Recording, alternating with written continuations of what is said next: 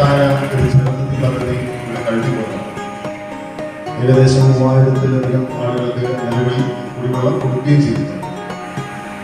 അപ്പോൾ നമ്മൾ മനസ്സിലാക്കുന്നത് ഇതിനെടുത്ത് പോലും ഇനിയും ആവശ്യക്കാർ ഏറെ ബാക്കി നിൽക്കുകയാണ്. അപ്പോൾ കുടിവെള്ളം എന്ന് പറയുന്നത് ഒരിക്കലും ഒഴിച്ചുകൂടാനാകാത്ത വളരെ അനിവാര്യമായ ഒരു കാര്യമായതുകൊണ്ട് തന്നെ ദിനംതോറും ഇതിൻ്റെ ആവശ്യകതയും കൂടിക്കൊണ്ടേയിരിക്കും. എനിക്ക് തോന്നി ജലനിധി പദ്ധതിയുടെ വരുന്ന കാലത്ത് ഇതേപോലെ തന്നെ മറ്റ് ഗ്രാമപഞ്ചായത്തുകൾ ജലനിധി പദ്ധതി നടപ്പിലാക്കിയ ഏജൻസിയാണ് കേരളം എന്ന് പറയുന്നത് നമ്മുടെ സംഘടന.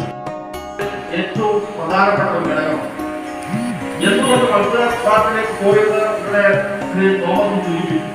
ഭൂഗർഭജലത്തിന്റെ സ്രോതസ് അനിയന്ത്രിതമായി വറ്റിക്കൊണ്ടിരിക്കുന്ന ഒരു പഞ്ചായത്താണ് പുഷ്പള്ളി മുളങ്കുഴി എന്ന ശാസ്ത്രീയമായ പഠനത്തിന്റെ അടിസ്ഥാനത്തിൽ നമ്മൾ കൂടുതൽ കണ്ടുപാടത്തിലേക്ക് വരാൻ ഇടവന്ന ഒരു സാഹചര്യം. ഇവിടെ കിണർ താഴ്ന്ന പ്രകൃതിയിലുണ്ടായിരുന്ന പുതിയ പ്രതിഭാസങ്ങളെ സംബന്ധിച്ചിടത്തോളം ഇപ്പൊ നമ്മൾ എല്ലാ കുടുംബങ്ങൾക്കും ഉൾപ്പെടുന്ന പദ്ധതിയിലേക്ക് 54 കോടി രൂപയാണ്. കാരാപ്പുഴയിൽ നിന്ന് ഏറ്റവും ശുദ്ധമായ ജലം കൂടാട്ടി പഞ്ചായത്തുകളിൽ എത്തുന്നു. അതിങ്ങോട്ട് ദീർഘിപ്പിച്ച് മുഴുവൻ ആളുകൾക്കും ആ കുടിവെള്ളം കൊടുക്കുന്നതിന് വേണ്ടിയിട്ടുള്ള സംവിധാനമാണ് സെൻട്രൽ ഗവൺമെന്റ് സഹായിച്ചുകൊടുക്കുന്നത്. ഗ്രാമസഭകളിലൊക്കെ ചർച്ച ചെയ്ത് ഈ പദ്ധതി വളരെ നല്ല രീതിയിൽ കൊണ്ടുവന്നിട്ടാണ് ശില്പശാല നടപ്പാക്കിയിട്ടുള്ളത്. ഇവിടെ എത്തിച്ചേർന്ന എല്ലാവരെയും അഭിനന്ദിക്കുന്നത് ഞാൻ പറഞ്ഞിട്ടുണ്ട്. നമുക്കറിയാം, കേന്ദ്ര ഗവൺമെന്റ് കോടിക്കണക്കിന് രൂപ ചെലവഴിച്ചുകൊണ്ടാണ് ജലനിധി മിഷൻ നടപ്പിലാക്കാൻ വേണ്ടി പോകുന്നത്. അതിന്റെ ഭാഗമായി ജലനിധി അവിടെയുണ്ടോ, ജലനിധി പഞ്ചായത്ത് അവിടെയുണ്ടോ, അവിടെയെല്ലാം ജലമിഷൻ പദ്ധതി നടപ്പിലാക്കിയാണ്. അതിന്റെ ഭാഗമായിട്ടാണ് നമ്മുടെ പഞ്ചായത്തിലും ജലജീവൻ പദ്ധതി നടപ്പിലാക്കാൻ വേണ്ടി തീരുമാനിച്ചിരിക്കുന്നത്. ഈ പദ്ധതിക്ക് എല്ലാവിധ ആശംസകളും നൽകുകയാണ്.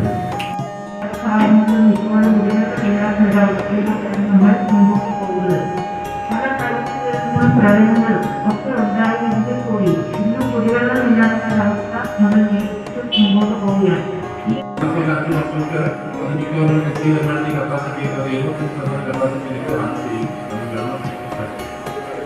നമുക്ക് വേറെ ഒരു സൊല്യൂഷന്റെ ആവശ്യം വരുന്നില്ല. 20 മില്യൺ ലിറ്റേഴ്സ് ഒരു ദിവസം പ്രൊഡ്യൂസ് ചെയ്യുന്ന പ്ലാന്റാണ് അവിടെ ചെയ്യുന്നത്. അതിന് ഓരോരോ പഞ്ചായത്തിനും 5 മില്യൺ ലിറ്റേഴ്സ് ഒരു ദിവസം പ്രൊഡ്യൂസ് ചെയ്യുന്ന കപ്പാസിറ്റി ആ ഒരു പുൽപ്പള്ളി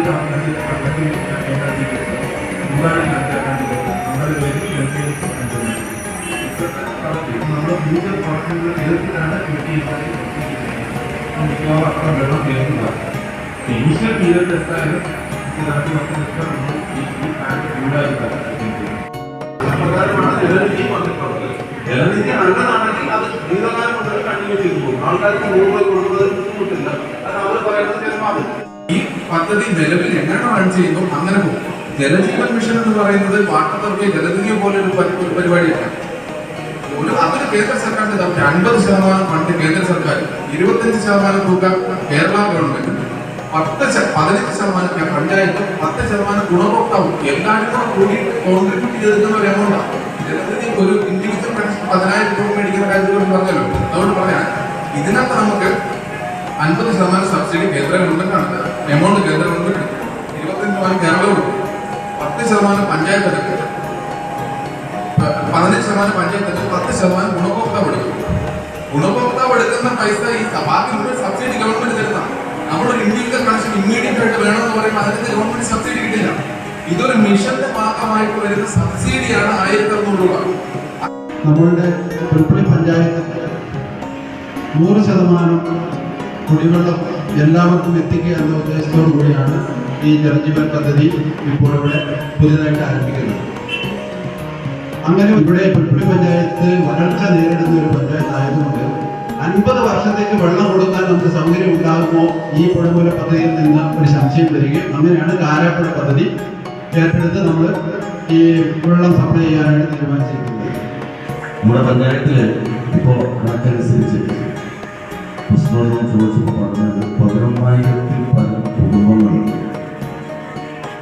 അതിൽ ഏകദേശം 3,000-ൽ പരം കുടുംബങ്ങൾക്ക് മാത്രമാണ് കുടിവെള്ളം കൊടുക്കാൻ ജലനിധി പദ്ധതിയിലൂടെ നമുക്ക് സാധിക്കും. അങ്ങനെ ബാക്കിയുള്ള കുടുംബങ്ങൾക്കെല്ലാം കുടിവെള്ളമാക്കുന്നത് പുൽപ്പള്ളി ഗ്രാമപഞ്ചായത്ത് ഇംപ്ലിമെന്റ് ചെയ്യുന്നതിന് കേരള വാട്ടർ അതോറിറ്റിയെയും പുൽപ്പള്ളി ഗ്രാമപഞ്ചായത്തിനെയും ആ പ്രവർത്തനങ്ങളിൽ സഹായിക്കുക എന്നുള്ള റോളാണ് മിറർ സെന്റർ പ്രൊസീജിയർ ചേഞ്ചിന് ഉള്ളത്.